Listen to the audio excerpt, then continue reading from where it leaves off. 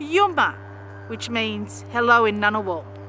For those of you that don't know me, I am Caroline Hughes, Director of CIT's Urana Centre, the Centre of Aboriginal and Torres Strait Islander Excellence at Canberra Institute of Technology.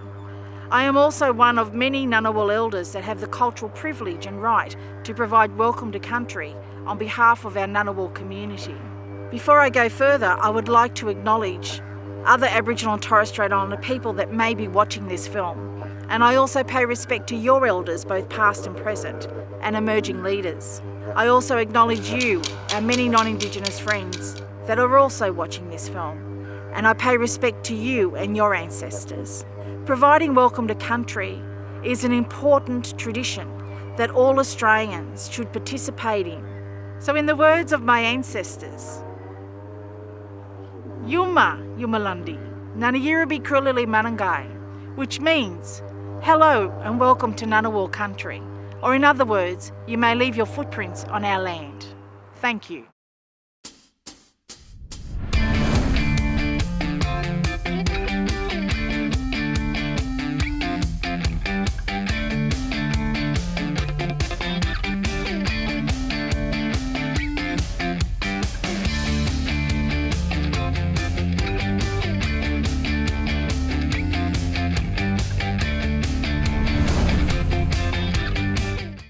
Welcome back to Pressure Cooker. We're up to episode 3 now, and it is anyone's game.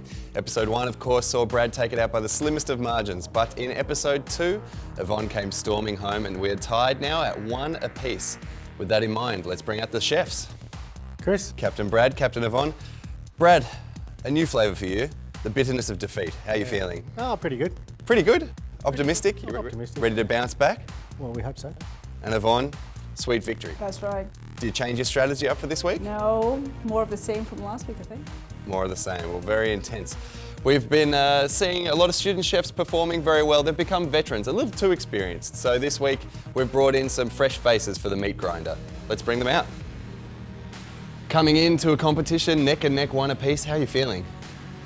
A little bit excited. Nervous as well. Started nervous. They're the same thing. I'm excited to see how that translates into the kitchen. And are you ready to do your captain proud? Yeah, definitely. I guess it's neck and neck, so it's a good chance to prove ourselves And take the win. Take the win, prove ourselves. We'll send them off to the kitchen and good luck. Thank you. Thank you. And while they're off to the kitchen, we're going to take a look at today's special ingredient, special theme, and we'll even meet the judges. Let's bring them out. Shelley, good to have you back. How are you feeling? Yes, good, good. Who you brought some special guest judges I today? have, yes. We have Simon here, who works in our apprenticeship centre here at CIT, and we have Daniel, who's a chef at Lantern Rooms. Wonderful. Simon, I've been doing some homework on you. You used to be a chef at Courgette. That's correct. So what will you be looking for today? I'm looking for a surprise and take it as it comes. Wonderful. And Daniel, fine dining, high quality cooking, what's the most important thing for you in a kitchen? At the end of the day, flavors is number one. Let's see the flavors and then the technique that comes along with it. Flavour is the absolute king. Well, of course, to pull out the flavours, you need to know what food you're dealing with. We sent our chefs to the Capital Region Farmers Market to pick out something special to cook with today. Let's see how they went.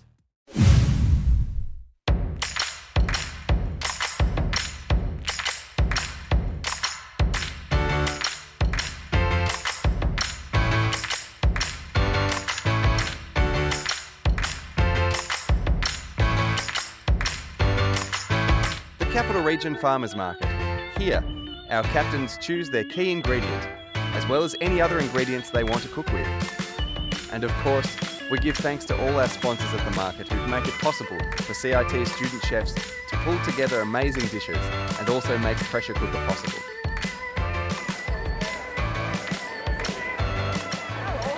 Good morning. Going well. Nice spring day. It is. So yeah, very good. What could I interest you in? So we're chasing some pork mince. Right. Yeah. So we heard you've got the best pork mince in the markets. Yeah, yeah. So that's a free-range pork mince. Yeah. And it's a beautiful product. Yeah. Excellent. Nice smart. So the pigs are raised on pasture the whole time and moved around. Yeah. Not confined and Yeah. very high animal welfare. Happy lives. They're leading very happy lives. That's good. What type of What type of pig is it? It's not a Berkshire? It's a Berkshire. Berkshire, yeah. And a little bit of Hampshire blood there as well. Okay, very nice. And we love selling it. And producing. Well, we're gonna love to eat it and try it. I feel like cooking with it and then eating it. Thank you very much. No worries.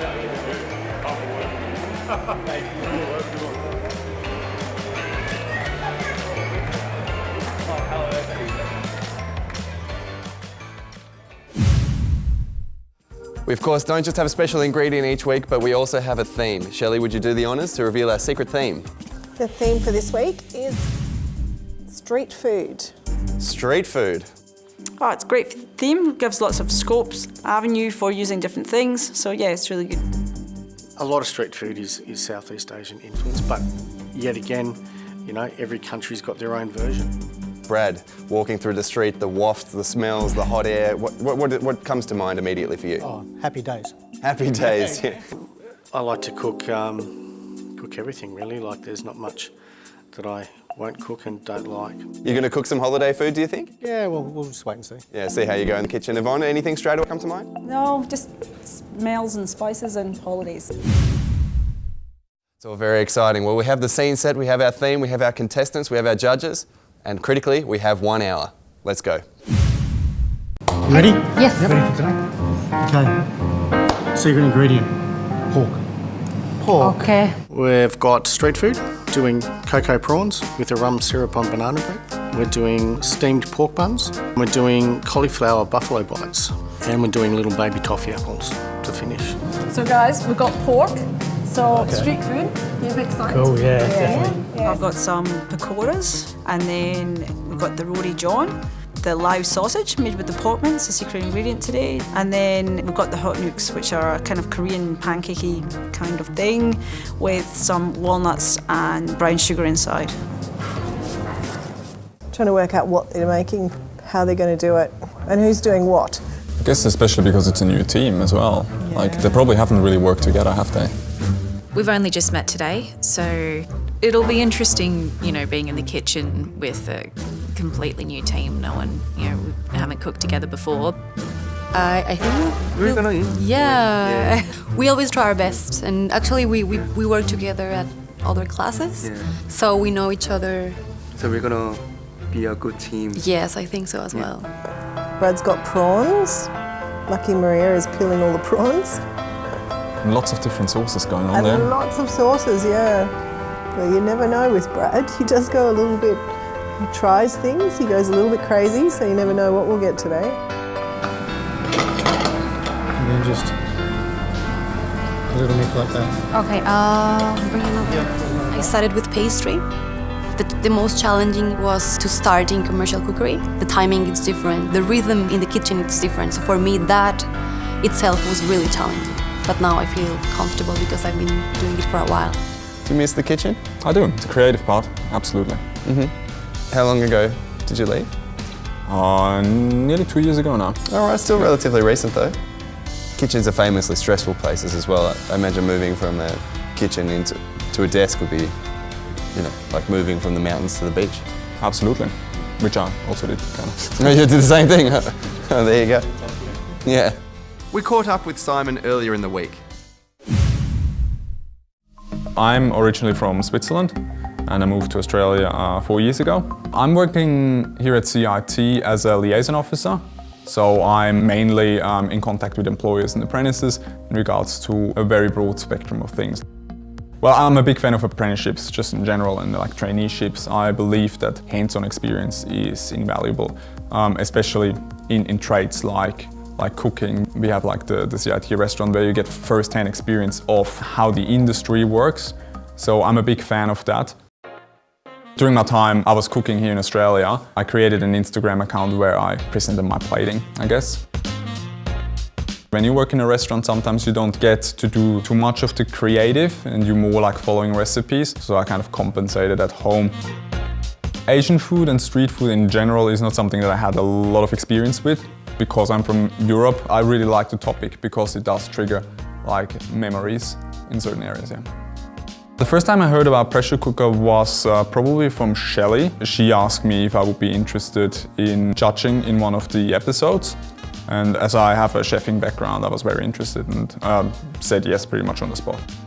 I think pressure cooker is a really great experience for all of our apprentices, not just the chefs, but everyone that is involved with it. But I think those moments and those experiences are the most valuable because you get out of your comfort zone and that's when you start learning the most. The possibility that I go back to chefing is definitely there. Like, I do miss the creative aspect. I don't think there are many jobs where you get to work in a team as closely as you do in a kitchen. Sometimes that can be a curse because if a team doesn't work well together, it's not much fun. But when it does, it's very rewarding and I do miss that sometimes. So what we have there next to the apple, is that a pomelo? So this is the lemon of Shelley's tree. It could be the massive lemons off my tree that we brought in last week. Did you? Yeah, they were huge lemons, yeah. Now I'm going to start on the apple coffee. Oh, they apples? Those are Green apples. apples, Yeah. yeah, green apples. We're using Granny Smith apples and we're going to use a Parisienne scoop to scoop them out. So that's like a little ball. Too small? Yeah, so you gotta make sure. Yeah.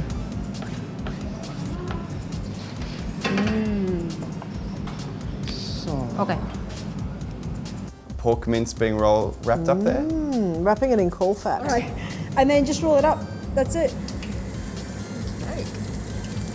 And if you don't want a lot of overhang, but just a little bit because it does shrink a bit.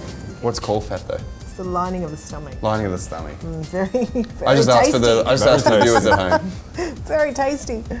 Really weird to work with. Yeah. It's a strange thing, but it's awesome. We had to have something with pork mince and actually got the recipe for the sausage from a chef who works here. He used to have a Thai restaurant and he's done food tours through Thailand and Laos and he gave us the recipe for this pork sausage, so I thought I'd use that. So it's pretty much like making a sausage.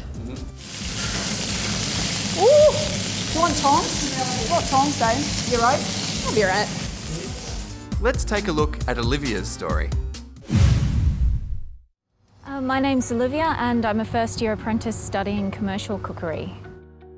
I've gone through a few different career paths already. I've studied visual arts and graphic design at university and I'm a qualified veterinary nurse. It was just sort of a crisis of faith in my chosen career path. So I decided to go back to something I've always been passionate about and that's how I wound up getting back into cooking. So I think I might have been 7 or 8 years old when I first cooked dinner for the family. I chose CIT because despite the distance from where I live, it really was offering the best opportunity to get a full and proper education for my apprenticeship. There is a TAFE in the town that I live in, but unfortunately the facilities just weren't really there. The courses very rarely had enough people to run them. So it's definitely worth the commute coming out to Canberra once a week. I work at the Cascades restaurant in Goulburn. It's part of the Best Western Plus. I absolutely love working there and I feel really privileged that this is, my first working environment. I do enjoy studying at CIT. The teachers are fantastic. Chef Paul has been incredibly supportive and informative. I've made quite a few friends here, which is lovely. It's just a wonderful environment. We're halfway through, just 30 minutes remaining. Matt, we might get that bread cut actually before you take it away. Yep, sure. So the bread. Is that bread that... Did they bake the bread? I didn't see anyone baking the bread. They're doing a lot of portions, whatever he's doing. That's good news for you. It's good news. We've got 4 dishes, lots of bits and pieces, lots of chopping, lots of spices and herbs and stuff. So, and as the students aren't familiar with what they're cooking, then it's obviously challenging for them to remember what's going where. But that's okay. Gonna get these in the pan, Yvonne. But that'll be the last one up. Yeah, go. So mince side down. Yep. And just nice and gentle, because we've got to make sure that we want the lamb cooked before it's black on the outside. Yeah. Got it? I like how they're doing everything from scratch. They're using the original items and that thing is going to be so nice and crispy. Let's see how It's going to be good. So what's the function of banana leaves? We're just going to Just so it won't stick? yeah. That looks like the dumplings they're making. What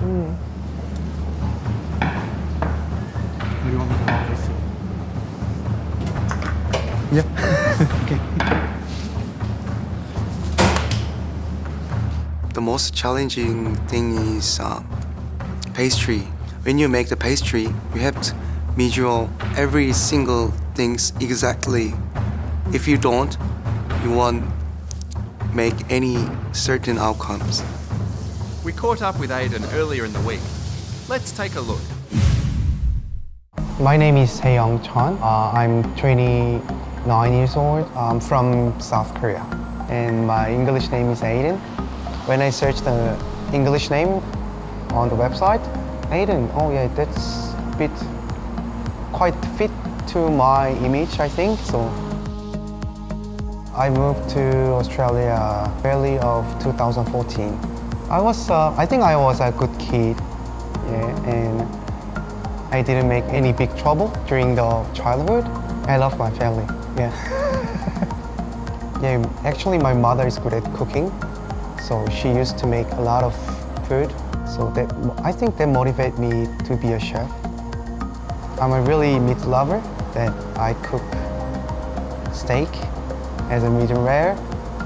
So I love to cook steak. Yeah. This is kind of competition that I've never had before.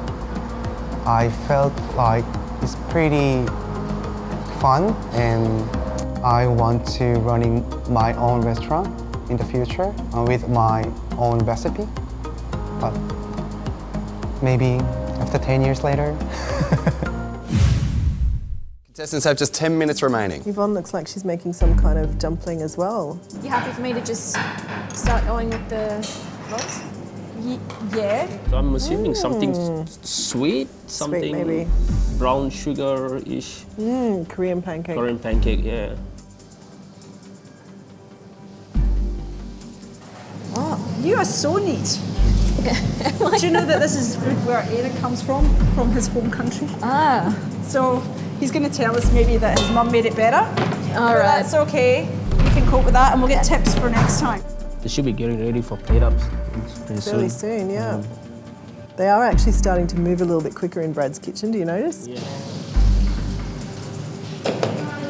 This is what I was telling you about. Now I'm going to stop the Chuck cooking. it. Then bring it over here. Where's our apples? In the fridge. In the fridge. Toffee and pork? Oh, that's Interesting. interesting, yeah. That'd be good to know. So that's the apples that she It's the apples, yeah, toffee apples. We have to be a little bit quick because otherwise it's going to be hard and we're not going to be able to work. Yeah, there you go. Very nice size on the apples too, just a little bite size. So we're not going to break any teeth today, that's good. Much from this one. And be careful because that's very hot and it can stick to your hand. Just my stomach is starting to make some sound. You're hungry, Yeah, looking at that's the food, looking at all the cooking. I'm always hungry. That's hobby is eating. Yeah. So Daniel, prawns, lemongrass, we saw all those, I guess, Southeast Asian sauces out before. These are familiar tools in your kitchen. Oh yeah, man. Like these are the most useful stuff that we use in the kitchen, especially when it comes to herbs and spices. It's all about lemongrass and the way they're doing it, bruising it and giving the flavors out. So it is our main stuff in the kitchen, I would say. We were lucky enough to talk to Daniel in the Lantern Rooms earlier this week.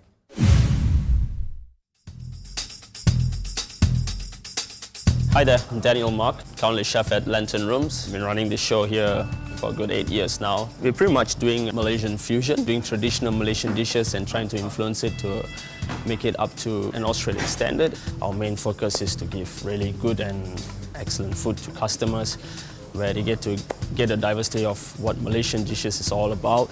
My specialty is basically, I'll put it very simple. What my mom cooks at home, that's my specialty. So whatever dishes that I love eating and love doing, that's what I've introduced to to put into the dishes in lantern rooms. So what I say, for example, ota ota is one of our signature dish. It's ota ota. It's more like you're calling the dish brains. It's direct translation from Bahasa, because the way you steam it, it looks like brains, but obviously we don't do that here.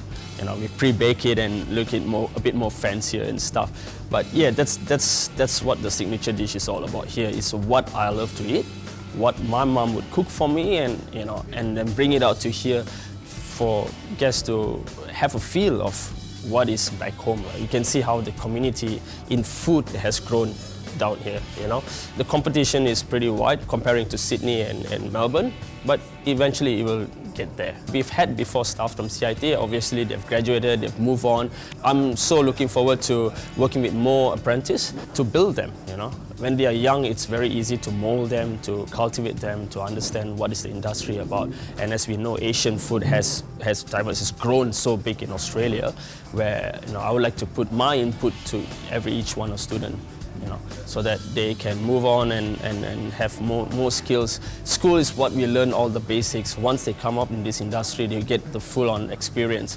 So I would love to share that with future students, definitely.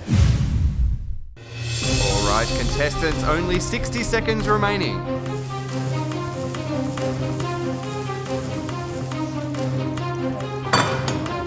Yep.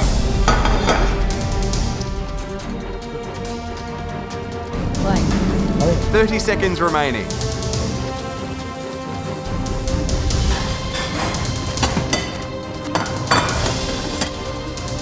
10, 9, 8, 7, 6, 5, 4, 3, 2, 1. Time's run out. Thank you, Brad. Thank you.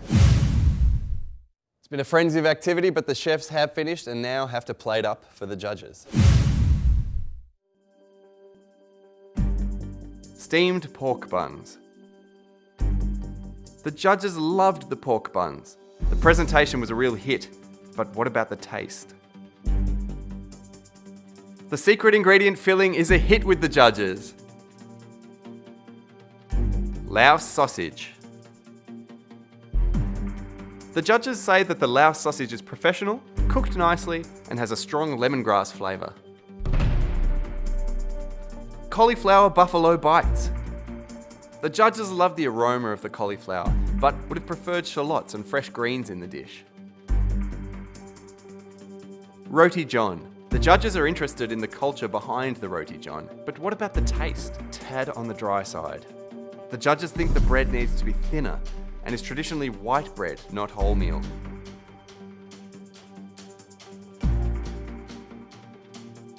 Cocoa prawns with rum syrup on banana bread. Looks like the judges love the syrup and the spiciness of the dish. Unfortunately, the banana bread is not a hit. Pakoras with tamarind dipping sauce.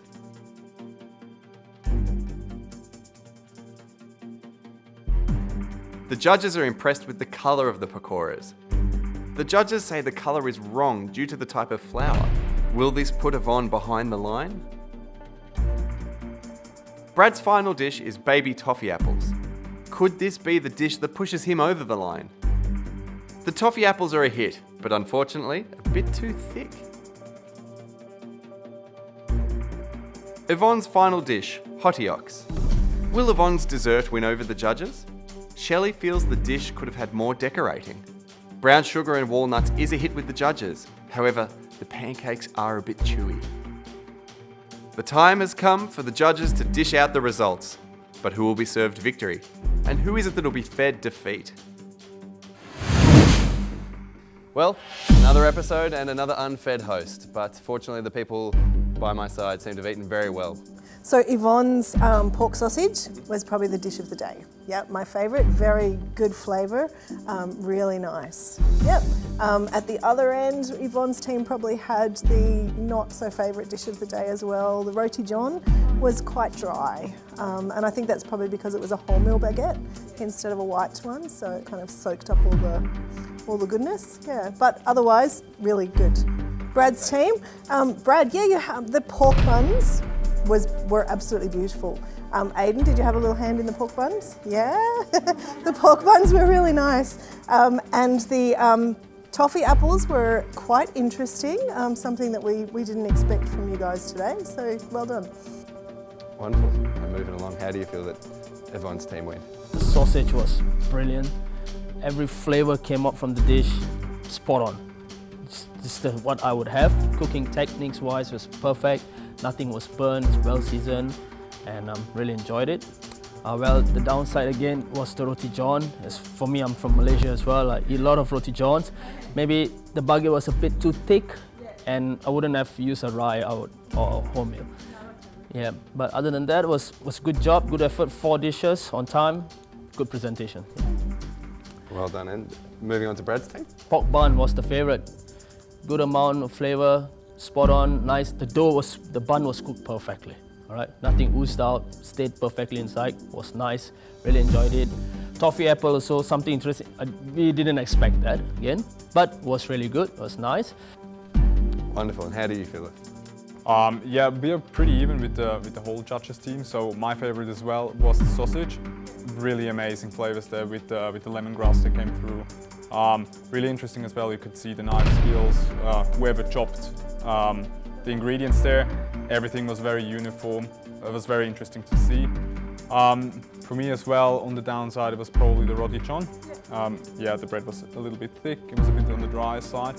But overall, great. It was really good food. All right, as we suspect, it may be very tight at the top. Shelley, let's get a final number. So the final numbers were Yvonne, 81, Brad, 80. Oh! Congratulations. A huge round of applause for Yvonne. Just edging out Brad there. Extremely tight. We might have to go to aggregate for the final round. Anyway, we've had 3 episodes down. All right, settling down. The rivalry, it never dies. We've been 3 episodes down and the lead is Yvonne 2 to Brad 1, but it is ever so close and we have 1 more episode for Brad to square the margin and perhaps on aggregate even take the lead. Let's see how we go this time next week with Pressure Cooker.